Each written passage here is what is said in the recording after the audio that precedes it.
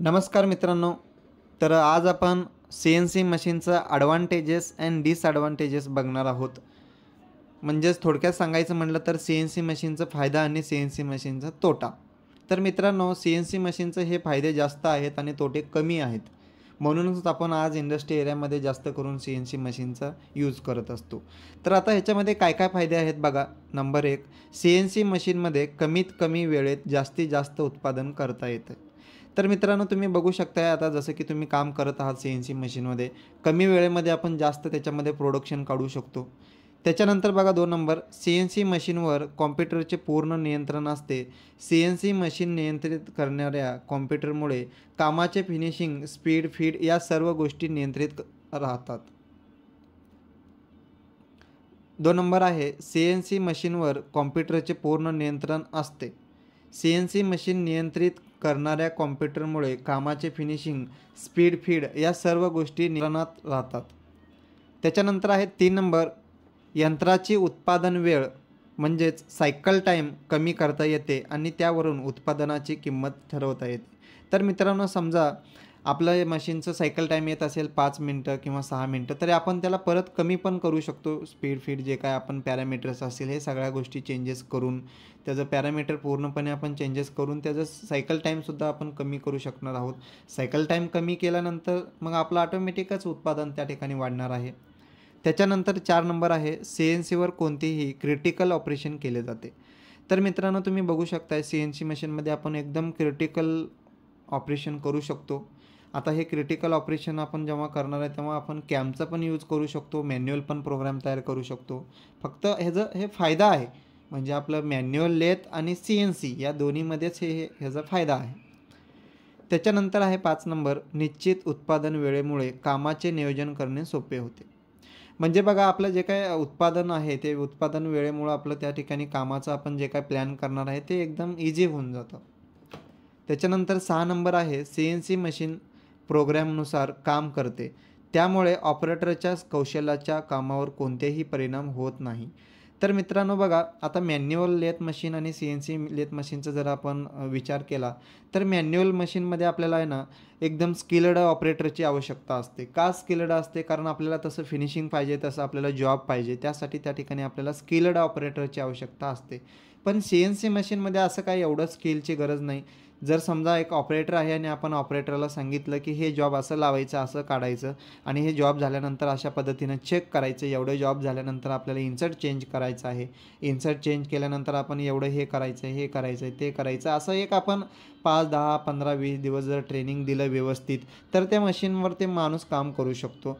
किंवा आपण जरी सांगितलं, बाबा एवढं जॉब झाल्यानंतर मला सांग, मी तुला करून देतो. एवढं जरी आपण सांगितलं तरी तो माणूस त्या ठिकाणी काम करेल. त्यामुळं CNC मशीनवरती कौशल्य किंवा स्किलची आवश्यकता नाही. सुरुवातीला तरी तुम्हाला स्किलची आवश्यकता नाही, पण पुढं जाऊन तुम्हाला त्या ठिकाणी स्किल लागणार आहे. त्याच्यानंतर बघा, CNC मशीनवर जॉबची ॲक्युरेसी 1 मायक्रॉनपर्यंत मिळू शकते. तर आपण जेव्हा CNC मशीनमध्ये काम करू शकतो तेव्हा विदिन 1 मायक्रॉन, 2 मायक्रॉन, तर मॅक्झिमम आपण 1-2 मायक्रॉनपर्यंत त्या ठिकाणी कंट्रोल करू शकतो. पण त्याच्यावर जे काय आपण आता म्हणतोय मी 1 मायक्रॉन, पण तसं तुमची मशीनसुद्धा पाहिजे तेवढ्या कंडिशनमध्ये आणि तेवढं तुम्ही मेंटेन ठेवलेलं पाहिजे. जर डॅश वगैरे झालेलं असेल किंवा त्याचं जे काय अलाइनमेंट वगैरे ओके नसेल, तर मग तुम्ही त्या ठिकाणी एवढ्या मायक्रॉनमध्ये तुम्ही त्याचं ॲक्युरेसी घेऊ शकणार नाही. त्याच्यानंतर आहे ID अँड OD, अशा दोन्हीही प्रकारचे ऑपरेशन CNC मशीनवर एकाच वेळी केल्या जाऊ शकतात.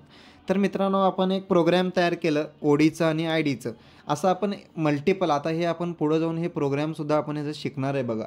Multiple operation in one program, म्हणजे एकाच प्रोग्रॅममध्ये वेगवेगळे आपल्याला जर ऑपरेशन करायचं असेल, वेगवेगळे आपल्याला त्याच्यामध्ये जर प्रोग्रॅम्स ॲड करून तर आपण त्या ठिकाणी करणार आहोत. हे आहे CNC मशीनचे फायदे. असं भरपूर हे जे फायदे आहेत, जितके आपण सांगेल तेवढं कमीच आहेत. त्याच्यानंतर आता जसं मशीनचा फायदा आहे तसं त्याचं मशीनचा तोटासुद्धा असणार आहे. आता तोटे काय आहेत ते आपण बघूया. CNC मशीनची सुरुवातीची किंमत जास्त असते. तर मित्रांनो, आपण जेव्हा सुरुवातीला मशीन घेणार आहोत, तर तेव्हा आपण त्या ठिकाणी जास्त आपल्याला पैसे द्यायचे आहेत. ते आपण पैसे देऊन घेणार आहे, म्हणजे थोडक्यात आपलं तेवढं घाटा झालं. नंतर पुढं जाऊन आपण ते कमवणार आहेत किंवा त्याच्यावर आपण ते सगळ्या गोष्टी क्लिअर करणार आहोत. पण सुरुवातीचं आपलं हे तोटा आहे. त्याच्यानंतर आहे CNC मशीनचा मेंटेनन्स खर्च जास्त असतो. मित्रहो, जेव्हा आपण CNC मशीनचं काहीतरी मेंटेनन्स करत असतो तर मेंटेनन्स करते वेळेस आपल्याला बाहेरून माणसं बोलावं लागतो किंवा काही काही वेळेस जर स्टँडर्ड जर कंट्रोल असेल तर त्याच कंट्रोलचं माणसाला आपण बोलून ते आपल्याला काम करावं लागतं. मग सांगायचं उद्देश एवढंच आहे, तर मेंटेनन्सचा खर्च जास्त असतो. त्याच्यानंतर आहे CNC मशीन बंद राहिल्यास त्याचा तोटा सहन करावा लागेल. तर मित्रांनो, तुम्ही समजा एक मशीन घेतलात, एक 20 लाख रुपये देऊन मशीन घेतलात आणि ते मशीन आणून तसंच ठेवलात, त्याचं काही तुम्ही यूजच केलं नाही, तर ते तुम्हाला त्याचा तोटाच आहे. मग ते तुम्हाला तोटा सहन करावा लागेल. ते CNCचं आता जसं याच्यामध्ये सांगितलं तर प्रोग्रॅमरचं स्किल पण याच्यामध्ये इम्पॉर्टंट आहे. तर मित्रांनो, तुम्ही किती कमी वेळामध्ये तुमचं प्रोडक्शन काढणार आहे ते महत्त्वाचं आहे. आता एक फॉर एक्झाम्पल जर तुम्हाला सांगायचं म्हटलं, तर समजा 10 मिनटं आपल्याला एक जॉब व्हायला 10 मिनटं लागत असतील, ठीक आहे. तर मग 10 मिनटं म्हणजे समजा आपण 100 मिनटामध्ये 10 जॉब तयार करू. आणि समजा जर आपल्याकडे चांगला प्रोग्रॅमर असेल किंवा स्किल्ड प्रोग्रॅमर असेल, एक्सपिरियन्सवाला प्रोग्रॅमर असेल, तर ते 10 मिनटाचा आपण सायकल टाईम कमी करू शकतो. कमी म्हणजे समजा 7 मिनटं, 8 मिनटं कमी केलं. जरी 2-2 मिनटं जरी आपण कमी केलं, तरी त्या ठिकाणी तुमचं प्रोडक्शन वाढणार आहे. जर आपण पूर्ण दिवसाचा विचार केला तर भरपूर त्याच्यामध्ये फरक पडणार आहे. हेच ह्याचा तोटा आहे. अशा पद्धतीने CNC मशीनचे ॲडव्हान्टेजेस आणि डिसॲडव्हान्टेजेस आहेत.